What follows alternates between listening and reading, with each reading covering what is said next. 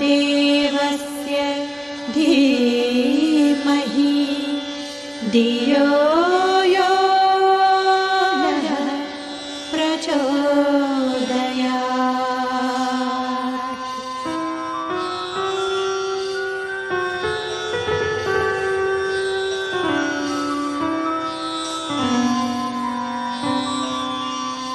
ॐ भूर्भुवः स्वः तत्सवितुर्वरेण्यं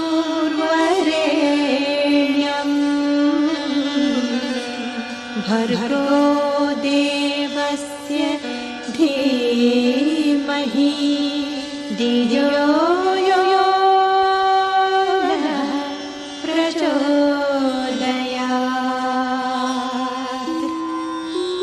ॐ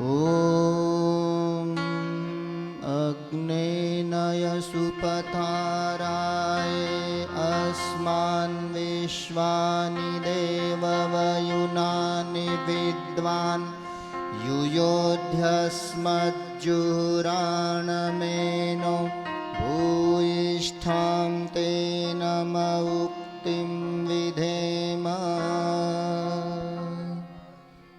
ॐ गुरुर्ब्रह्मा गुरुर्विष्णुः गुरुरेव महेश्वरः गुरुरेव परब्रह्म तस्मै श्रीगुरवे नमः। ॐ आयातु वरदे देवी त्र्यक्षरे ब्रह्मवादिनी गायत्री छन्दसां मातः ब्रह्मयोनि नमोस्तुते ब्रह्मयोनि नमोस्तुते। श्रद्धेय डॉक्टर साहब ने स्थान ग्रहण करने जा रहे हैं। दोनों हाथ जोड़ करके सभी विराट चेतना को प्रणाम करें। ओम नमोस्त्वनन्ताय सहस्रमूर्तये सहस्रपादाक्षशिरोरुबाहवे सहस्रनाम्ने पुरुषाय शाश्वते सहस्रकोटियुगधारिणे नमः। परम श्रद्धेय आदरणीय डॉक्टर प्रणवजी आज अपनी वच्चे पधार्या है। गीर सोमनाथ जिल्लाનું આ એક સૌભાગ્ય છે કે આજે આપણે આંગણે એવો પધાર્યા છે।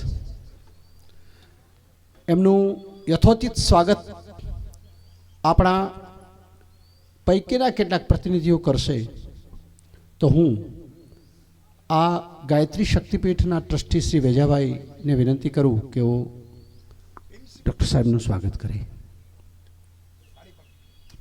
ताळीओ बधा। हाँ श्री ट्रस्टी श्री गोविंदभाई डोडिया उपनाम भगत एवो पण एमનું स्वागत करशे। पुष्पदान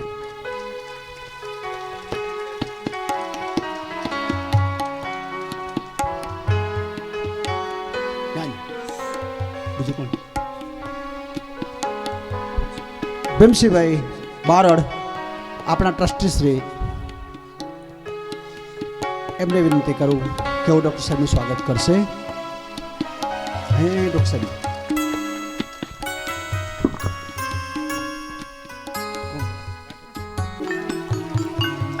दरीभाई ज्યાં હોય ત્યાંથી આવી જાય એઓને પુષ્પ આપો। દરીભાઈ પુષ્પગુચ્છથી ડૉક્ટર સાહેબનું સ્વાગત।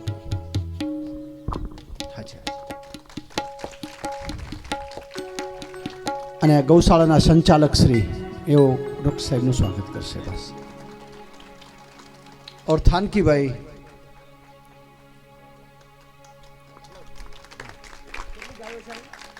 स्वागतना क्रम में तमाम व्यक्तिओ बैठा है एमनु बधानु अभिवादन श्रद्धेय डॉक्टर साहब स्वीकारे छे हृदयना भावथी। हम सबका परम सौभाग्य और आप सबकी भावनाएं श्रद्धेय डॉक्टर साहब को आपके बीच लेकर के आप उपस्थित किए हैं। हम सभी उनको श्रवण करेंगे। हम सभी कई दिनों से गुरुदेव माता जी से जुड़े हुए हैं, गायत्री की साधना कर रहे हैं। हमारे जीवन का लक्ष्य भी गायत्री की साधना करते हुए जीवन मुक्त होना है। हम श्रद्धे से प्रार्थना करेंगे। उनके जीवन का बड़ा लंबा अनुभव है। परम पूज्य गुरुदेव और वंदनीय माता जी की छत्र छाया में बैठकर उन्होंने बड़े लंबे समय तक गायत्री मंत्र की साधना की। गुरुदेव ने अपने तप से उनको तपाया है, उसी आधार पर उनको इतनी बड़ी जिम्मेदारी दी है। उनके जीवन में उन्होंने बहुत मोड़ देखते हुए आज इस मुकाम पर वे पहुँचे हैं। हमारे लिए वे प्रत्यक्ष प्रतीक हैं, हमारे लिए वे आदर्श हैं कि उन्होंने गायत्री की साधना को अपने जीवन में उतार करके गुरुदेव माता जी के उस मार्ग पर वो बढ़े जिस मार्ग पर गुरुदेव माता जी चाहते थे। हम प्रार्थना करेंगे। श्रद्धेय डॉक्टर साहब से उससे पहले एक गीत छोटा सा आपके सामने प्रस्तुत है। गायत्री माता की ही साधना ही जीवन का सार है, कुछ यही भाव लेता हुआ प्रस्तुत गीत है। आप श्रवण करें, तत्पश्चात श्रद्धेय डॉक्टर साहब को हम सुनेंगे। कामधेनु गौ माता की, परम पूज्य गुरुदेव की, गंगा मैया की, गीता माता की। हमारी अपने भारतीय संस्कृति ना जे आधार है ने गौ, गंगा, गीता, गायत्री અને गुरु, ये 5 स्तंभ एना विषय अपने डॉक्टर साहेब हमने बतावशे बधाने। अपने गायत्री महामंत्र गायत्री माता की उपासना केवी रीते करिए, आ संस्कृति नु सार है ये महामंत्र। तो अपने गीत ना अंदर ये भाव है, गायत्री माँ की उपासना ही जीवन का सार है, देश धर्म संस्कृति की रक्षा की यह मूलाधार है, यह जीवन का सार है। गायत्री माँ की उपासना ही जीवन का सार है, देश धर्म संस्कृति की रक्षा ही यह मूलाधार है, यह जीवन आधार है।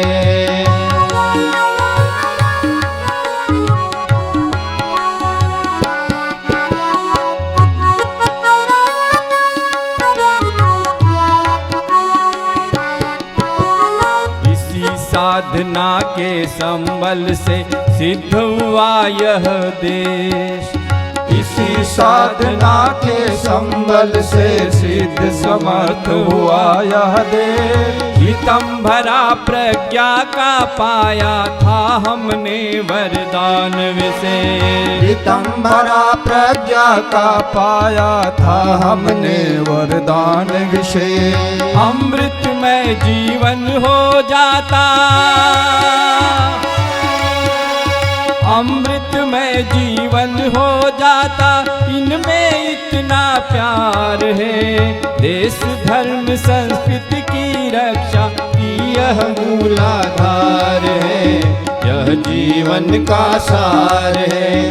गायत्री माँ की उपासना ही जीवन का सार है, देश धर्म संस्कृति की रक्षा की यह मूलाधार है, यह जीवन आधार है।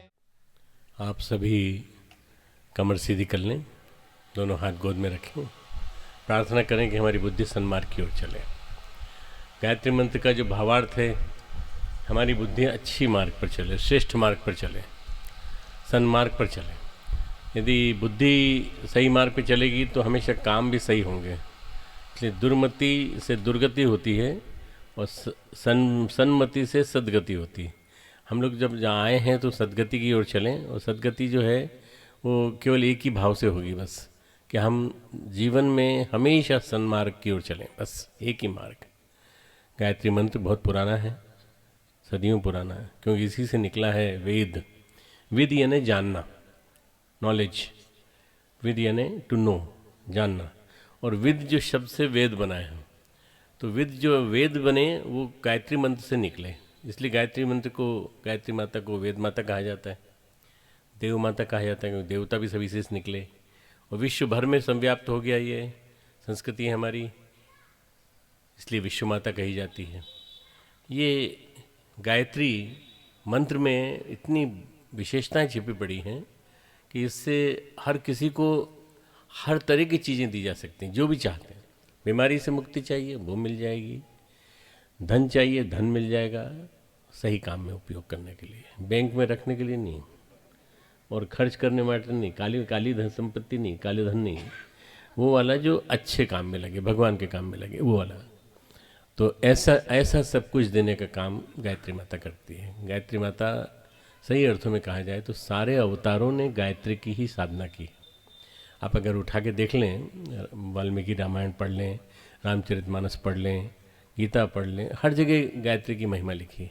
और ये लिखा है कि सभी अवतारों ने गायत्री माता की उपासना की। और गायत्री माता की उपासना करके उन्होंने मनुष्य शरीर में जब आए थे तो मनुष्य शरीर में आने के बाद अपने आप को तैयार किया अच्छे काम के लिए, कि इतना बड़ा काम करने के लिए हम आए हैं। माया को अपने अंदर लपेट करके आते हैं, वो माया के ऊपर स्थापित होकर आते हैं। माया उनके ऊपर कुछ नहीं करती शासन, माया हमको लपेटती है। जब भगवान गोस्वामी तुलसीदास जी ने कहा है, भूमि परत भू ढापर पानी, भूमि पे पानी पड़ता है तो वो ऊपर से आता है, आकाश का, बहुत स्वच्छ होता है, पर जैसे आता है मेला हो जाता है। तो ऊपर से आने वाला भी मेला हो सकता है, परंतु अवतार जो हैं वो आकर के एक अपना उदाहरण पेश करते हैं कि देखो हमने साधना की, हमने तपस्या की, तुम भी तपस्या करो, तुम भी साधना करो। इसको कहते हैं लोक शिक्षण, लोक संग्रह। लोक शिक्षण के लिए करना पड़ता है सबको, चाहे अवतार हो, चाहे देवता हो, चाहे देवी देवता हो, चाहे कोई भी हो। आइए गायत्री मंत्र एक साथ बोलेंगे, मन में भाव ये हमारी बुद्धि सन्मार्ग की ओर चल रही। ओम भूर्भुवः स्वः तत्सवितुर्वरेण्यं भर्गो देवस्य धीमहि धियो यो नः प्रचोदयात्। ओम गुरुर्ब्रह्मा गुरुर्विष्णु गुरुरेव महेश्वरः गुरुः साक्षात् परब्रह्म तस्मै श्री गुरुवे नमः। अखण्डमण्डलाकारं व्याप्तं येन चराचरं तत्पदं दर्शितं येन तस्मै श्री गुरुवे नमः। मातृवत् लालयित्री च पितृवत् मार्गदर्शिका नमोस्तु गुरुसत्तायै श्रद्धा प्रज्ञायुता च श्रद्धा प्रज्ञायुता च। हमारे वीरावल के देवतुल्य भाइयों, देवी स्वरूपा बहनों, शक्ति स्वरूपा माताओं, इस मंदिर और गौशाला के प्रोजेक्ट से जुड़े हुए ट्रस्टीगण, सभी कार्यकर्ता, आसपास के क्षेत्रों से, जूनागढ़ से लेकर यहाँ तक सभी क्षेत्रों से आए हुए हमारे कार्यकर्ता भाइयों बहनों, देवी स्वरूपा बहनों, देवतुल्य भाइयों, हमारे जोन के प्रमुख जो अहमदाबाद से जोन को देखते हैं, अभी हमारे बीच में कनू भाई भी बैठे हैं, हमारे बीच में जानी जी बैठे हैं, और हमारे वीरावल क्षेत्र को देखने वाले और इन सब को देखने वाले उपजोन के माध्यम से जे भी आचार्य जी भी हैं, हरि भाई भी हैं, और सभी यहाँ बैठे हैं, उन सबको अभिनंदन, सबको खूब खूब अभिनंदन आपका।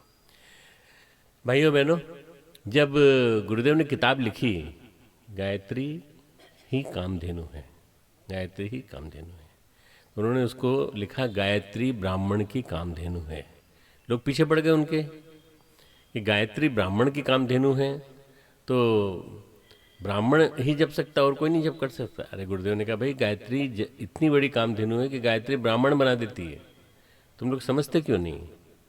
जब 2 साल तक 3 साल, ये 4849 की बात कह रहा हूँ मैं, 4849 2-3 साल तक जब उसके बारे में क्वेश्चन आने लगे ब्राह्मण ब्राह्मण ब्राह्मण, तो गुरुदेव ने फिर उसका नाम बदल दिया। तीसरे साल निकाली गायत्री ही कामधेनु है, गायत्री कामधेनु है। कामधेनु कौन होती है? जो मांगो दे देती है, दूध भी देती है, इच्छा से अपनी मन की हृदय की इच्छा पवित्र हो तो सब कुछ देती है, साधन संपत्ति भी देती है, सब कुछ देती है। मैं वीरावल आया तो मैंने कुछ विलक्षणताएं देखी। जो भी यहाँ का स्वरूप रहा, मैं यहाँ 3 बार आ चुका हूँ और भूमि पूजन, गौशाला का भूमि पूजन भी मैंने किया था, मंदिर के शक्तिपीठ में भी मैं आ चुका हूँ, परंतु अब पिछले 15-16 साल में बदलाव आ गया है। मैं भी बदल गया हूँ, मंदिर भी बदल गया है। मंदिर में सारे शक्तिपीठों के चित्र लगे हुए हैं, बहुत सुंदर लगा। मंदिर में सारी शक्तियों के चित्र लगे हुए हैं, सारी शक्तियाँ जितनी भी हमारी नवरात्रि में 9 शक्तियाँ आती हैं वो भी लगी हुई हैं। और इसके अलावा मंदिर के सामने थोड़ी जगह खाली है, मैंने कहा कि वहाँ पे स्मृति उपवन बन लगा लो, तो एक पूरा एक्यूप्रेशर पाथ वगैरह भी बन जाएगा, गृह वाटिका, राशि वाटिका, नक्षत्र वाटिका। तो उन्होंने कहा नहीं अभी है हमारे पास, तो मैं देखूंगा, उसको भी देखूंगा। गौशाला इतनी बढ़िया बनी है ये नहीं मालूम था, पर सबसे बड़ी बात है कि गौशाला में भाई इस पूरी गौशाला के परिसर में गौ माता का मंदिर है ये नहीं मालूम था। गौ माता की समाधि का मंदिर बना है और ये मंदिर एकमात्र पहली जगह शक्तिपीठ पे मैंने देखा ये स्थापित है, और कहीं नहीं है। पूरे भारत में घूमता हूँ और देखता हूँ, सब जगह जाता हूँ, उत्तर दक्षिण पूर्व पश्चिम सब जगह जाके देखा मैंने, पर कहीं गौ माता का मंदिर नहीं देखा मैंने। ये गौ माता का मंदिर है। मैं गौ माता को पूरी तरह से मानता हूँ, ये मानता हूँ भारतीय संस्कृति की रीढ़ है। भारतीय संस्कृति की हमारी जो है गायत्री और गौ, गंगा और गीता, गुरु, ये 5 हमारे मूल हैं। यदि ये हमारे 5 बने रहेंगे और हम इन 5 को जीवन में धारण करते रहेंगे तो कोई दिक्कत नहीं आएगी। अभी हमारी गौ माता पे संकट है। आप जानते हैं कि गौ जो है वो इसको काटा जा रहा है और काट के बाहर भेजा जा रहा है। अभी पिछले दिनों बहुत सारे ऐसे मामले पकड़ने में आए कि जिसमें गौ मांस के जो एक्सपोर्टर्स थे उन लोगों के बारे में पता चला कि कितने बड़े बड़े पैसे का बाजार है उनका, कितने ज़्यादा लोग पाकिस्तान को, सऊदी अरब को और इन सब को भेजते हैं। अब उसके बाद धीरे धीरे ऐसा समझ में आ रहा है कि लोगों के अंदर जागरूकता पैदा हो रही है। मैं बहुत बड़ी गौशाला में भी गया हूँ और एक छोटी गौशाला जो आपकी है इसमें भी आया हूँ। मैं गया हूँ जिसमें 1.5 लाख गायें हैं, 1.5 लाख गायें। गायों का अस्पताल भी है, गायों का ICU भी है। अगर बीमार हो जाए गाय, फ्रैक्चर हो जाए या कोई पोषण नहीं मिल रहा हो तो उसको ड्रिप भी लगाते हैं, IV इंट्रावीनस भी लगाते हैं। ऐसी गौशाला में क्या, पथमेड़ा की गौशाला जो सांचौर में राजस्थान में, और हमारा जो इसका क्षेत्र है गुजरात का, उसके क्षेत्र से जुड़ी हुई बनी हुई बनासकाठा से, बनासकाठा नीचे और ऊपर हमारा जो राजस्थान का क्षेत्र है वहीं पर है वो पचमेड़ा। वहाँ पर बहुत बड़ी भूमि, करीब 800 बीघा ज़मीन में 1,60,000 गाय रहती हैं। सबके लिए चारे की व्यवस्था है, सबके लिए लोग दान देते रहते हैं और कई लोग दूर दूर से आते हैं दान देने के लिए गौ माता के लिए। उस का संचालन कर रहे हैं दत्त शरणानंद जी महाराज, एक स्वामी जी, और बहुत बढ़िया संचालन करते हैं। मुझे अपना छोटा भाई मानते हैं, मुझे अपना बड़ा भाई बोलते हैं, कई बार स्वामी जी बोलते हैं, कई बार मुझे वो कहते हैं कि आप ही इसकी देखभाल करो, ये करो। तो मेरे लिए तो इतना बड़ा आंदोलन है, मेरे लिए इतना बड़ा संगठन है, उसको देखना बहुत ज़रूरी है। तो मैंने उनसे कहा मैं आपके साथ हूँ, आप चिंता मत करिए, पूरा गायत्री परिवार आपके साथ है। तो गायत्री परिवार भी उनके साथ मदद कर रहा है और उतनी बड़ी गौशाला को हम लोग मदद कर रहे हैं पूरी तरह से। उसमें अपने गायत्री परिवार के लोग भी जुड़े हुए हैं और वो लोग गौ के माध्यम से बहुत सारे प्रोडक्ट बनाते हैं, बहुत सारी चीज़ें बनाते हैं, जिसके माध्यम से पूरे देश में एक जागरूकता का आंदोलन बना है गौ माता के बारे में। गौ एक ऐसी प्राणी है कि ये जीते जीत सब कुछ करती है, वह मरने के बाद भी दे जाती है, सब कुछ दे जाती है। मनुष्य ऐसा है, जीते जीते सबको दिल दुखाता रहता है और जब मरता है तो उसके बाद उसकी लाश से बदबू आने लगती है, तो जल्दी जल्दी जलाना पड़ता है। नहीं जलाओगे तो फिर वो बदबू और बढ़ जाएगी और सड़ जाएगी पूरी लाश। इसलिए हमको ऐसा कहा जाता है कि डेड बॉडी, नाम खत्म हो जाता है हमारा, भाई डेड बॉडी को हटाओ यहाँ से, जल्दी हटाओ, चलो व्यवस्था करो और जल्दी से जल्दी शमशान पहुँचाओ। हम लोग गौ माता के महत्व को समझें कि गौ माता का जो वो है पूरा शरीर है, मृत शरीर, उसको यदि गाड़ दिया जाए 10 फीट गहरा और उसके बाद एक आधा हेक्टेयर की ज़मीन में जो ज़मीन मिट्टी होगी वो करीब 60 दिन के अंदर खाद बन जाएगी, पूरी की पूरी खाद बन जाएगी। और वो खाद जो है वो लगभग पूरे एक 100 हेक्टेयर के खेत को खाद दे सकती है। आप कल्पना कर सकते हो कितनी बड़ी शक्ति बन जाती है, कितनी बड़ी शक्ति। मरने के बाद इतना बड़ा बना दिया उसने, पूरा सब गल जाता है, हड्डी गल जाती है, सब गल जाती है, उसके सींग रह जाते हैं, तो सींग खाद बनती है। सींग में भी खाद डाल के बनाते हैं, तो सींग खाद और भी ज़्यादा इम्पॉर्टेंट होती है, और भी ज़्यादा महत्वपूर्ण होती है। कहने का मतलब ये कि गाय का हर अंग महत्वपूर्ण है। गाय के हर अंग में देवी देवताओं का वास है, धर्म का निवास है। गौ माता हमारे लिए जीते जागती माँ है। अगर माँ दूध नहीं देती तो कोई बात नहीं, गौ माता का दूध है ना, वो उससे आप बच्चे को पोषण कर सकते हैं। माँ का दूध नहीं उतर पा रहा है तो कोई दिक्कत नहीं, आप जैसे दूध दे दीजिए, उससे भी ज़्यादा श्रेष्ठ है, उससे भी ज़्यादा श्रेष्ठ है। न जाने क्यों मित्रों हम लोगों ने महिषासुर का स्वागत किया, आइए हमारे देश में आइए और यहाँ रहिए। महिषासुर भैंसे पे बैठ के आया और भैंस लेके आया अपने साथ। हम लोगों ने भैंस पाल ली अपने यहाँ, लोगों के यहाँ भैंसें हैं। उत्तर प्रदेश में और हमारे यहाँ उस तरफ बहुत ज़्यादा भैंसें हैं। धीरे धीरे हम कम करा रहे हैं, भैंसें कम करा रहे हैं कि कम करो, उसके बदले में गाय करो। पर भैंस जो है एक तो पानी में पड़ी रहती है, खूब पानी पीती है। पानी की कमी वैसे आदमी को भी है, और पानी में पड़ी रहती है, कीचड़ में पड़ी रहती है, गंदे पानी में पड़ी रह करके, कीचड़ में पड़ी रह करके दूध जो देती है वो दूध बहुत लोगों का अच्छा लगता है, मलाई वाला दूध। पर वो ये नहीं मालूम हार्ट अटैक लाता है वो। सारे कोलेस्ट्रॉल, ट्राइग्लिसराइड, जितनी भी विश्व वाली चीज़ें हैं वो बढ़ाता है। इसलिए भैंस का दूध डॉक्टर ने मना किया, भैंस का दूध मत दो, इसको गाय का दूध दो। गाय का दूध दो, बच्चे को भी गाय का दूध दो, और पढ़ने वाले बच्चे को भी गाय का दूध दो, और मरीज हो तो उसको भी गाय का दूध दो। पर आप आज कुछ पता नहीं चलता, आज डेयरी बन गई तो सब दूध मिक्स हो गए पूरे, तो पता ही नहीं चलता। इस सबसे बढ़िया तरीका क्या है, गाय पाल लो। पूरी कॉलोनी मिल करके एक गाय को पाल ले, पूरी कॉलोनी, पूरा अपार्टमेंट जो है पूरा, वो मिल करके एक गाय को अपने गोद ले ले, और वो गाय भले ही गौशाला में पले, कोई दिक्कत नहीं। परंतु अगर होता रहे तो क्या होगा कि गाय बच जाएगी, नहीं तो गाय कटती चली जाएगी। अगर गाय को हम जिंदा नहीं रखेंगे, गाय कटती चली जाएगी और गाय समाप्त हो जाएगी। गाय समाप्त हो जाएगी तो हमारा गोधन चला जाएगा। गोधन चला जाएगा तो उससे क्या होगा, एक सबसे बड़ा संकट ये होगा कि हमको भगवान कई तरह के जो संकट हैं, जो प्राकृतिक संकट है, दैवी संकट है, वो देगा बहुत ज़्यादा मात्रा में। ये जो भूकंप आते हैं और दुनिया भर की परेशानियाँ आती हैं, ये गौ मांस की वजह से आती हैं, गोधन के कटने की वजह से आती हैं।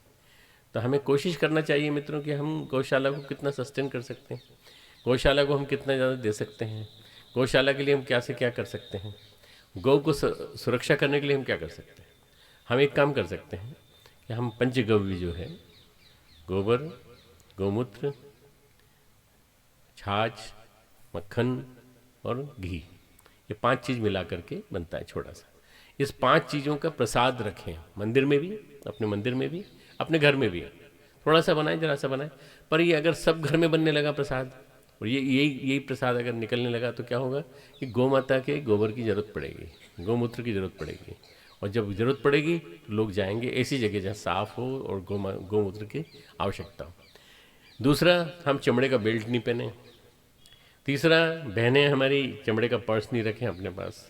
चमड़े का पर्स रखते हैं और उसमें क्या है, सबसे ज़्यादा जो कोमल होगा वो अच्छा, ज़्यादा महंगा मिलता है। तो अगर ये हम लोग ही डिस्करेज कर देंगे, अगर हम लोग ही लोगों के अंदर जागरूकता पैदा कर देंगे कि गौ माता को के मांस से बनने वाली कोई भी चीज़, आपको मालूम नहीं है कितनी बेदर्दी से मारा जाता है इनको। गरम गरम पानी उबलता हुआ डाला जाता है इनके ऊपर, गाय के बछड़ों के ऊपर, और उसके बाद क्योंकि बछड़ा और बैल अब आज प्रोडक्टिव नहीं रह गया है, इनकी रक्षा करना बहुत ज़्यादा ज़रूरी है। प्रोडक्टिव नहीं रह गया, उत्पादक नहीं रह गया। क्यों? क्योंकि ये जो है ट्रैक्टर आ गए, ट्रैक्टर आने के बाद फिर खेती बदल गई, खेती का एरिया कम होता जा रहा है, बड़े बड़े मकान बनते चले जा रहे हैं। अब मालूम नहीं, शायद अब ये चूँकि पैसे पे खूब जम के स्ट्राइक किया है भगवान के दूत ने, और वो मोदी जी ने स्ट्राइक किया ना, तो मुझे लगता है कि शायद अब बड़ी बड़ी बिल्डिंगें बनना बंद हो जाएं, और जितनी बिल्डिंगें बनी हैं वही आबाद हो जाएं, वही बहुत बड़ी बात है। तो ये फालतू का जो पैसा उसमें लग रहा था, जो गौ माता को काट करके मांस उसका निर्यात करके जो पैसा लग रहा था, जो सऊदी अरब को मार्केटिंग करके हम जो देते थे, वो सब बच करके यदि हम लोग सही अर्थों में गौ माता को बचा सकें, हम गौ माता के कोई भी प्रोडक्ट की चीज़ खरीदेंगे नहीं, गौ माता को मार करके ली गई कोई चीज़ खरीदेंगे नहीं। ये अगर हम सब लोग संकल्प लें तो गौ माता की रक्षा होगी। तब तो मंदिर बनाना सार्थक है। ये तो मंदिर बना दिया आपने, मंदिर में पूजा कर रहे हो, आरती उतार रहे हो, सब कर रहे हो, पर भगवान को तो उतार ही नहीं रहे हो जीवन में। भगवान की आरती कर रहे हो, भगवान के साधना कर रहे हो, उपासना कर रहे हो, आरती उतार रहे हो, परंतु उसको नहीं आर्त भाव से भी, जरा सा किसी भी भाव से स्वीकार नहीं कर रहे हो। गोपेश्वर श्री कृष्ण कहलाते हैं, गोपेश्वर, और वो कहते हैं कि मैं जितने भी जीव मात्र हैं उनमें गौ के रूप में विद्यमान हो, गौ के रूप में विद्यमान हो, विभूति के रूप में गौ के रूप में विद्यमान हो। भगवान कृष्ण जब गौ के रूप में कहते हैं तो जब बांसुरी बजाते हैं तो बांसुरी बजाती है सारी गायें दूर दूर से चली आती हैं।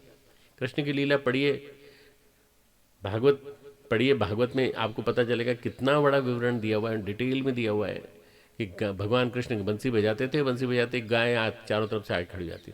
सबसे बड़े गौरक्षक हमारे भगवान श्री कृष्ण, और उन्हीं का ये अंतिम निर्वाण का स्थान है जहाँ पर उन्होंने शरीर छोड़ा था अपना।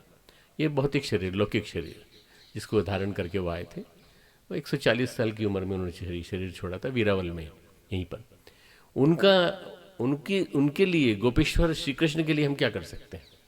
गोपेश्वर श्री कृष्ण ने गोपियों के साथ पूरी तरह से उनके साथ रह कर के मक्खन और जो छाछ की लीला खेली। तो ऐसा थोड़ी था कि उनको कोई मक्खन और छाछ बहुत अच्छा लगता था इसलिए वही खाते थे। हम लोग कई बार उनकी लीला को समझ नहीं पाते और हम ये नहीं जानते। वो एक्चुअली दूध बचाना चाहते थे।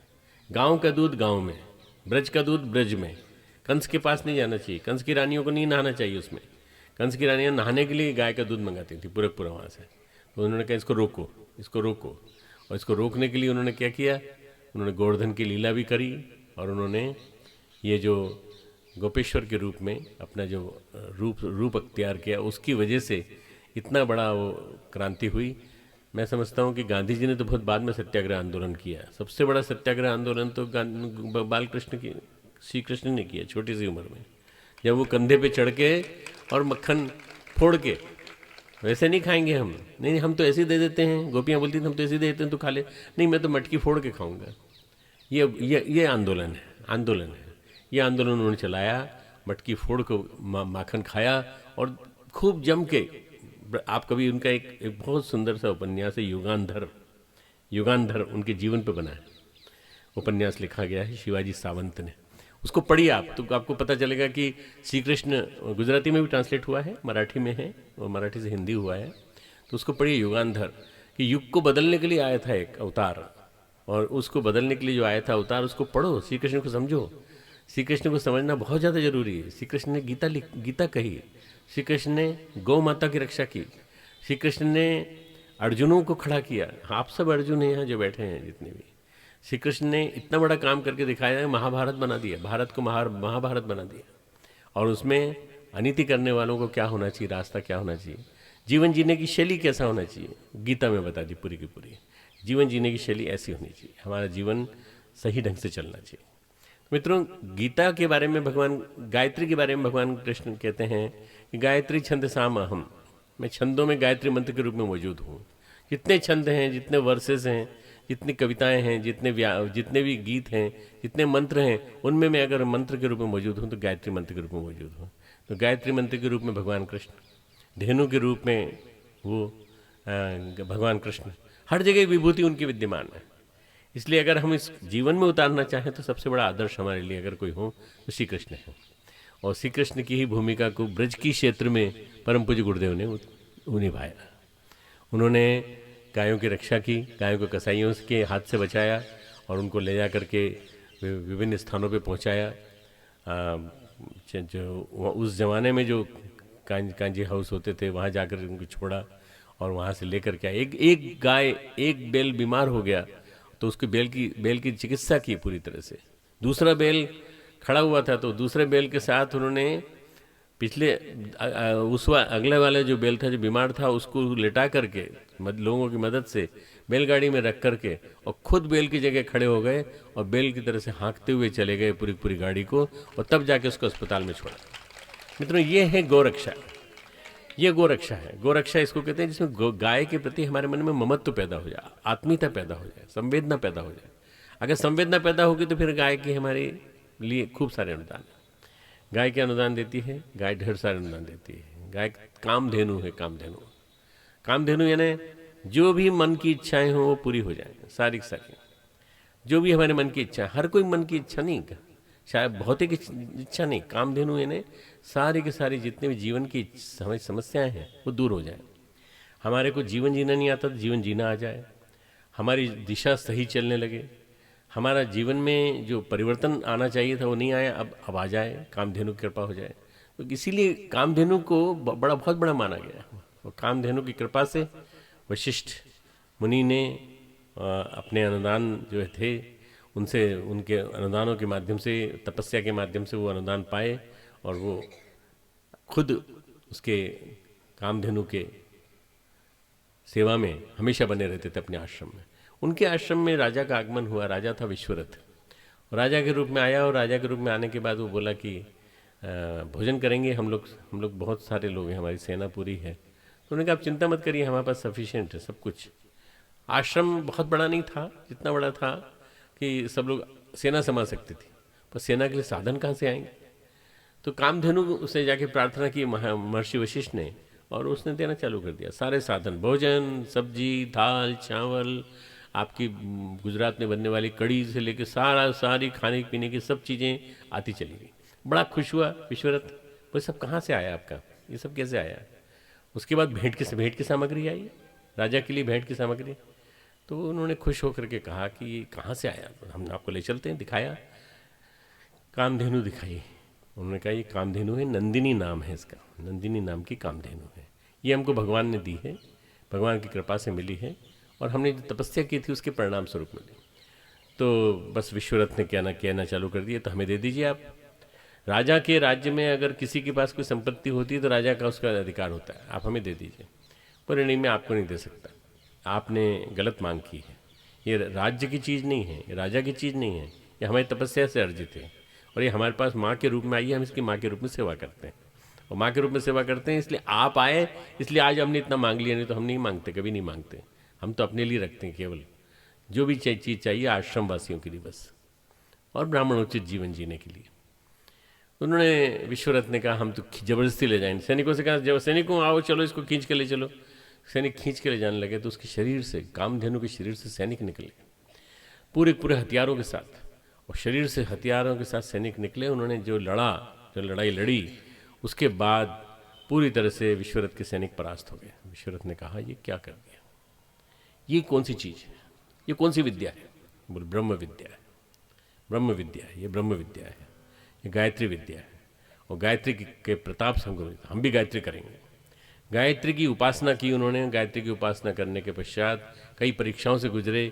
परीक्षाओं से गुजरने के बाद जब उन्होंने महर्षि वशिष्ठ से भी प्रतिद्वंदिता ठान ली और सब कुछ, उनको मारने के लिए गए। एक बार उनके बच्चों को भी, वशिष्ठ के 5 पुत्र थे, उनके 5 पुत्र को उन्होंने मार दिया था विश्वरथ ने। तब भी वशिष्ठ के मन में कोई क्रोध नहीं आया। विश्वरथ क्षत्रिय थे, क्षत्रिय होने के नाते उनके मन में कभी भाव नहीं आया, परंतु गायत्री साधना ने उनका अंदर से धो दिया पूरी तरह से, उनका जीवन बदल दिया पूरा। और जीवन बदलने के प्रक्रिया में ऐसा हुआ कुछ कि देखते देखते वो ऋषि हो गए। वो जब रात को आए मारने के लिए महर्षि वशिष्ठ को, तो महर्षि वशिष्ठ ने देखा विश्वरथ आए हैं और खड़े हुए हैं, पास में खड़े हुए हैं झोपड़ी की आड़ में। तो उन्होंने, उनकी पत्नी ने पूछा आज का चंद्रमा कितना सुंदर लग रहा है। उन्होंने कहा पूर्णिमा का चंद्रमा ऐसा लग रहा है जैसे हमारे महर्षि ब्रह्मर्षि वशिष्ठ विश्वामित्र का तप, विश्वामित्र का तप। दूसरे की तारीफ करी, अपनी तारीफ नहीं, विश्वामित्र का तप। तो विश्वामित्र ने वो सुना और उनके हाथ से फट से नीचे छूट गया और उसके बाद वो चरणों में लौट गए। उन्होंने कहा आपने मुझे ब्रह्मर्षि पद दे दिया। बोले हाँ, आप ब्रह्मर्षि, आज से ब्रह्मर्षि, मैं ब्रह्मर्षि हूँ, आपको ब्रह्मर्षि बनाने की पात्रता रखता हूँ और आपके अंदर से सारे के सारे द्वेष को मैं निकालता हूँ। अब आप जो चाहे वो पा सकते हैं। उसके बाद से फिर गायत्री मंत्र का देवता, गायत्री मंत्र के देवता के रूप में, गायत्री मंत्र के ऋषि के रूप में विश्वामित्र को माना जाता है। विश्वामित्र उसके ऋषि हैं। इसलिए ये जो कहानी है ये बताती है नंदिनी के माध्यम से विश्वरथ विश्वामित्र बने। विश्वरथ राजा थे, अगस्त के ऋषि के मार्गदर्शन में दस्युओं से लड़ते भी थे, अनारियों से लड़ते भी थे, पर सबसे बड़ी बात ये थी कि उनके अंदर का जो असुरता थी वो निकल के आगे महर्षि वशिष्ठ के सामने, और वशिष्ठ ने फिर उसको बदल दिया, उनको बदल दिया, वो बदल करके उनको विश्वामित्र बना दिया। सारे विश्व का जो मित्र हो विश्वामित्र। परम पूज्य गुरुदेव ने विश्वरथ का भी जीवन जिया, विश्वामित्र का भी जीवन जिया और ब्रह्मर्षि वशिष्ठ का भी जीवन जिया, तीनों जीवन जिए। और उन्होंने जीवन में ये एक शिक्षण दिया हम लोगों को कि हमको कैसा जीवन जीना चाहिए। मित्रों, मैं बहुत प्रसन्न हूँ यहाँ आने के बाद। पहली बार मैंने कोई मंदिर देखा जिसमें गौ माता की समाधि बनी हुई है। गौ माता की समाधि बनी हुई है, गौ माता की मंदिर वो बहुत सुंदर बनी हुई है, बहुत सुंदर बनी हुई है। उसके पास ही पीछे गुरुदेव माता जी का चित्र भी है, सब कुछ है और शक्तिपीठ भी बहुत सुंदर है। तो वीरावल जैसे पावन तीर्थ में इस शक्तिपीठ की स्थापना और उसके साथ साथ ये गौशाला की स्थापना, ये देखकर मन बहुत प्रसन्न है। आप सब कुछ न कुछ तो गौ माता की सेवा कर सकते हैं। क्या कर सकते हैं? स्पॉन्सर कर सकते हैं। एक गौ माता को स्पॉन्सर करिए और गौशाला को संभालने वाले कोई व्यक्ति हो, उसको इसकी साधन संपत्ति साधन पहुँचे और आपके पास गोदुग्ध आए, आपके पास पंचामृत आए, आपके पास पंचगव्य आए। इससे गौमूत्र से जो औषधि बनती हैं और गोबर से जो औषधि बनती हैं वो इतनी विलक्षण होती हैं कि वो सारे कैंसर से लेकर सब तरह की बीमारियां जितनी हैं उनको ठीक करती हैं। 180 से ज़्यादा गाय हमारी गौशाला में है शांतिकुंज की, और शांतिकुंज के अलावा करीब 200 गौशालाएँ हमारी ऐसी हैं जहाँ बहुत बढ़िया काम चल रहा है, बहुत बढ़िया काम चल रहा है पूरे देश में। और देश में जो गौशालाएँ हैं उनको हम सबको मोटिवेट भी करते हैं। मैं तो आपको वो इतनी बड़ी गौशाला का नाम ले चुका हूँ, 1,60,000 वाली, इतनी बड़ी गाय वाली गौशाला भी है। ऐसे हमारे देश में न जाने कितनी गौशालाएँ हैं जहाँ ज़रूरत है साधनों की, उन गौशालाओं को आप समुन्नत बनाइए। इसके अलावा आप एक काम कर सकते हैं कि आप अपनी कॉलोनी में या अपने स्थान पर कहीं भी, जहाँ भी नज़दीक नहीं तो दूर से ही कहीं भी एक गौशाला को जन्म दीजिए। और जो ऐसी गायें हैं वृद्ध हो गई हैं, अशक्त हो गई हैं, निर्बल हैं और उनको कोई अब दूध भी नहीं देता तो उनको कोई पूछता ही नहीं है, उनको रखिए वहाँ पर, उनको रखिए। आपके बूढ़े माँ बाप को आप थोड़ी छोड़ देते हो कि सड़क पे घूमो अब जाके, अब हमारे पास तो जगह ही नहीं है, किसी काम के तो रहे नहीं तुम। जब बूढ़े माँ बाप को नहीं छोड़ते हो तो बूढ़े गाय को, बूढ़े बैल को क्यों छोड़ देते हो? उसको रखो अपने पास, क्या करेगा? ज़्यादा से ज़्यादा थोड़ा सा चारा खाएगा, थोड़ा सा कुछ खाएगा। आप थोड़ा सा कुछ खिलाइए उसके लिए निकालिए, फाड़ो, जैसे बोलते हैं ना, फाड़ो, निकालो, अपना भाग निकालो उसका। अगर वो निकालोगे तो गाय जिंदा नहीं, गाय जो मर रही है, बैल जो मर रहे हैं, नंदी जो मर रहे हैं और गौ माता जो समाप्त होती चली जा रही हैं वो बच जाएंगी। और गौ माता बच जाएंगी तो भारत में सतयुग आ जाएगा, फिर से सतयुग आ जाएगा। भारत में सतयुग लाना है और भारत को महान बनाना है तो भारतीय संस्कृति की रक्षा करनी है और गौ माता को वापस लेके आना है। गौ माता, गंगा के लिए हम पुरुषार्थ कर रहे हैं, गंगा के लिए हमने मेहनत की और उस मेहनत का परिणाम ये हुआ है कि गंगा जो है वो देखते देखते साफ़ होती चली जा रही है। दोनों किनारों पे हमने रक्षा के लिए वो लगाए हैं, हरियाली लगाई है, हरी हरी चुनर पहनाई है।